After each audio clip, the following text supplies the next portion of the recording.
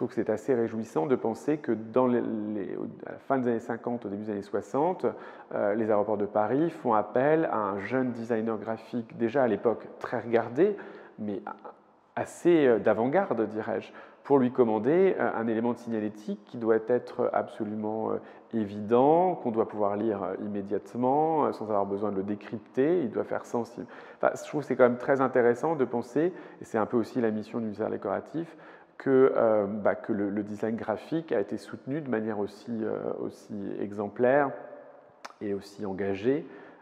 par des structures économiques et qui montrent que c'est vraiment un domaine, une discipline à la frontière entre le monde économique et industriel et l'art. Et là, je pense que ces 4 lettres le résument parfaitement. C'est un objet de graphisme monumental destiné à l'aéroport qui, on le sait historiquement, a eu un rôle très important dans une certaine idée de la France moderne dans les années 60. À la demande des aéroports de Paris à l'époque, faire appel à Adrien de Frutiger, qui était un des très grands, encore assez jeune, mais un des très grands graphistes de la période, représentant de l'école suisse, donc d'une certaine à la fois élégance et efficacité dans la typographie. En fait, ça a tout à fait son sens dans un musée comme le musée d'art décoratif.